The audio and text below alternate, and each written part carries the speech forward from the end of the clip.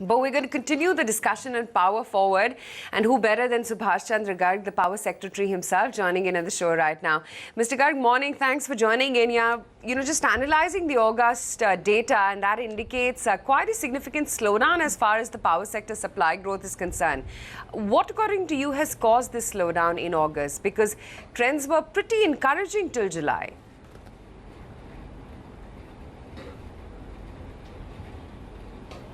See, the power sector demand has been growing reasonably well.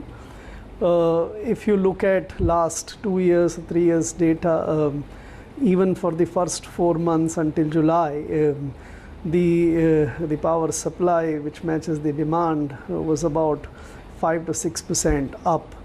What might be visible in August data maybe a temporary blip on account of what we enforce the payment mechanism.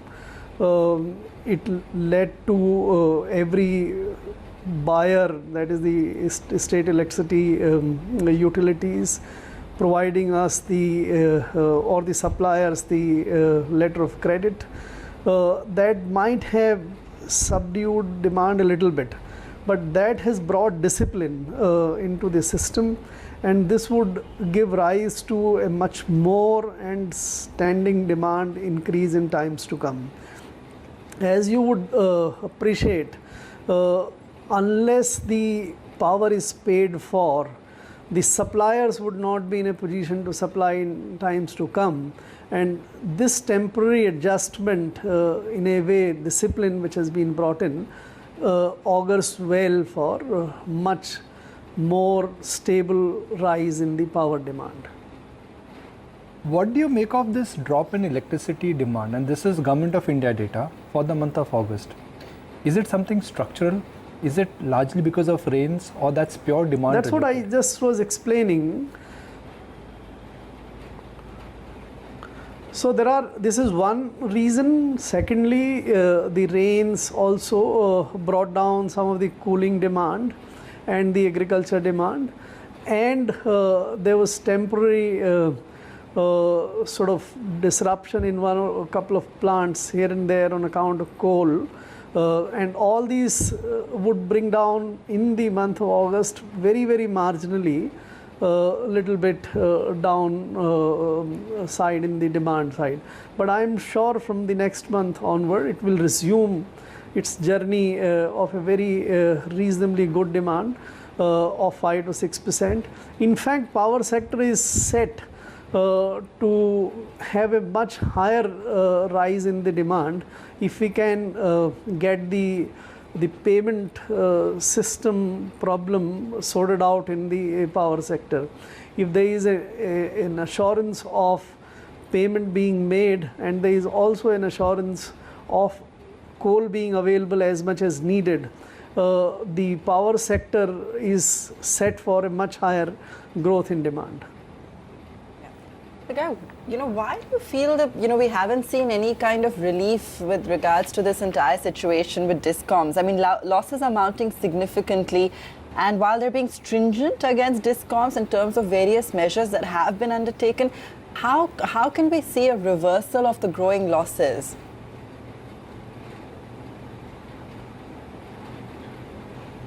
See, there are couple of major initiatives. One I described to you, the enforcement of the payment security mechanism. Every utility has been mandated, and they have provided. I must acknowledge that practically all the utilities have provided the letters of credit which assures that the payment would be made. What we are looking forward to as the spin-off or the positive impact of this enforcement is that this would force most of the or all the state utilities to look at finding permanent means of making payment.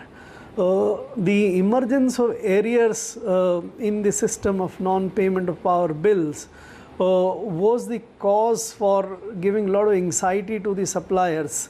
and they were apprehending that if this situation continues, they would not get paid, and they will not be able to pay to their suppliers, and they will not be able to produce power. So what I am looking forward to is that the state utilities now get their act together, bring down or eliminate the deficit which exists in the power sector balance sheet, so to say. They take measures to collect full power payments. They also take measures that whatever is to be subsidized by the governments is subsidized and paid for, and therefore they have payments to make to the suppliers. If that assurance comes, to my mind, I think there would be a very good response from the suppliers.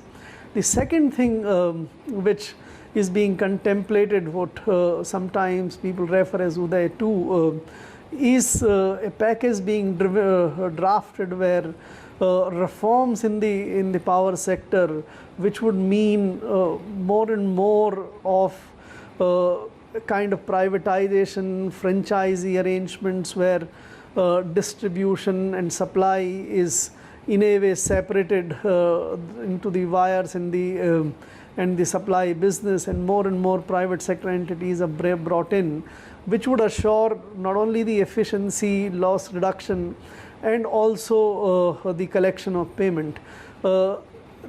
In parallel sectors, let us say mobiles, elsewhere, one doesn't see this problem at all of non-collection of bills.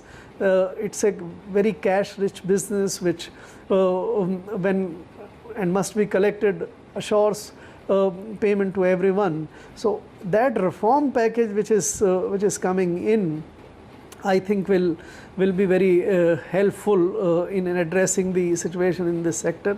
Lastly, a lot of measures are being taken to improve the coal supply. You know, in our country, more than 50% of the primary energy consumption is in the form of coal. We are standing on such large reserves of coal. Coal is the mainstay of our power generation. Yet we don't have sufficient coal to produce as much energy as we can. We are importing coal. Our private sector entities are importing coal.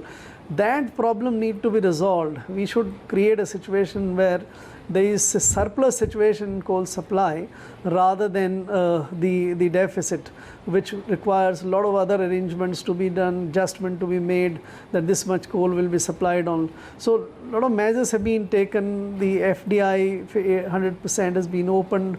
Very soon the coal ministry is expected to bring for bids not only 25% sale but also 100% commercial mining business. So all these measures will address, and I see, if all these things done, a very steady growth, as I said earlier, in power. A double-digit demand growth is something which is very feasible in power sector. True that the Power Ministry and Finance Ministry are in advanced talks of for a merger of smaller power companies with NTPC and NHPC, names being considered THDC, SJVN as well as NEEPCO?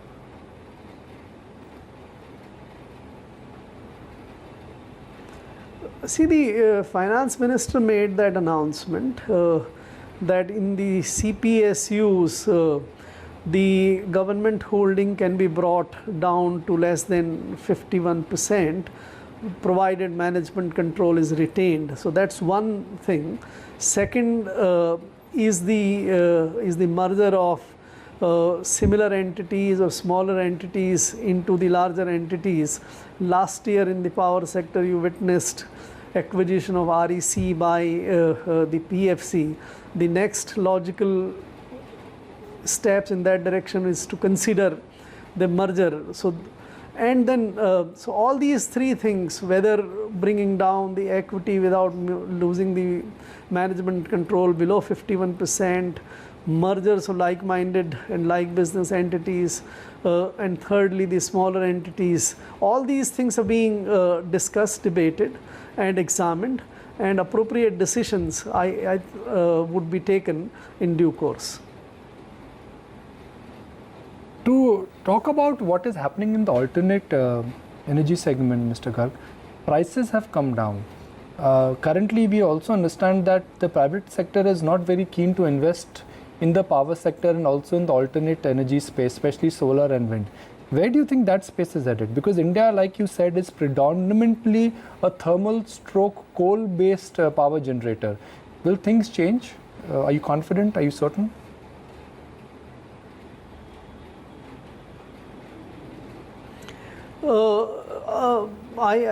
What you're reflecting is what you must be hearing from some of the players where we have seen some little lack of interest in the renewables bidding undertaken in last couple of months. But please remember, the biggest investment in the country is still happening in the power sector.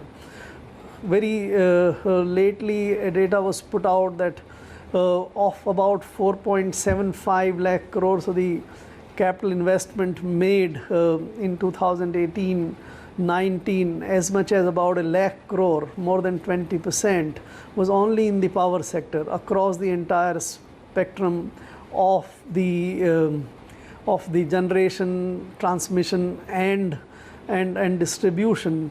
Thanks to a lot of steps taken.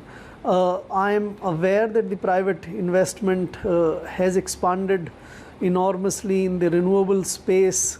In coal space or the thermal space, there has been problem of the stressed assets. There is also a visible expansion in the transmission system from the private sector, and a lot of investment got made in the distribution thanks to the Saubhagya and the Deen Dayal Upadhyay kind of scheme. We will need to sort out some problems. As I said earlier, the payment mechanism is something which affects many of the private sector entrepreneurs, and rightly so. They can't risk so much investment unless they are assured of the payment. That part we have addressed by enforcing this payment security mechanism, but lot more would be needed to be done. And one of them, the measures might going forward as the reforms undertake in the power sector, is to allow much more power to be sold directly to the consumers, whether industrial or the urban housing or otherwise, or for that matter, let us say electric vehicles as it comes. So by whatever means, either making sure that the government utilities pay and it's credible, or the industry structure gets changed where there is more and more of the direct supply of power to the consumers, especially the bulk consumers. I think that would make the private sector come back to do much more investment in the entire value chain or value creation in the power sector. Right. Mr. Garg, what's your assessment of the demand-supply situation currently? I mean, how do you see that shaping up? Do you feel that we're in surplus at the moment, and what's the trend going forward as well?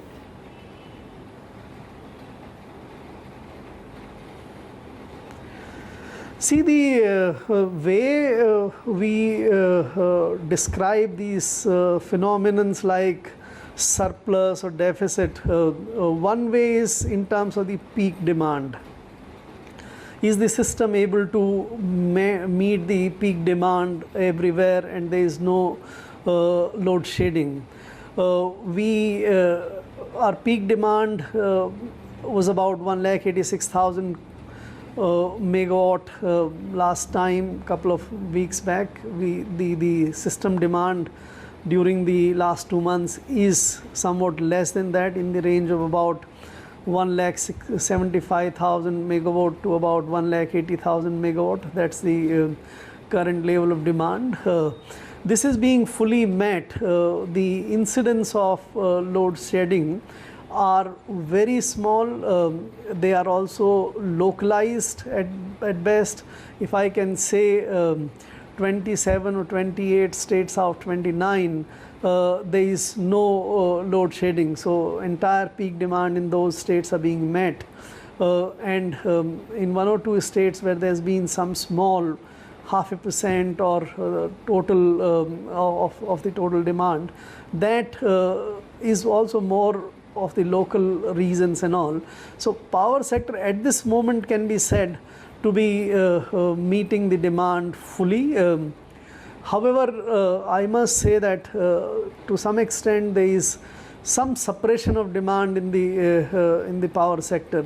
Electricity use is very much liked by the consumers. They would like to consume the energy in the form of electricity in whichever way, in whichever form, whether lighting, cooling or otherwise, and there is so much of demand which is still unmet. Let's say for cooling segments, lighting we have now by and large taken care with every household in the country practically getting the connection. But there is much more demand going to come in the EV vehicle segment, air conditioning, cooling, I said, even for cooking and other things, much more unsatisfied demand is there, and that would be possible to be met with fresh investments, and our system will require much more investment in all kind of activities, generation, transmission and distribution. So this is the situation. So I think if we look at in terms of the existing demand, we are fully meeting it. There is no shortage. But in terms of what can be the potential demand and real demand in the segment, if we remove the constraints in the system, probably there is much more scope for meeting that. So wonderful to have you on ET Now, and you've really answered all our questions. Even though they were complex topics, you managed to really break them for the benefit of our viewers. Really appreciate that.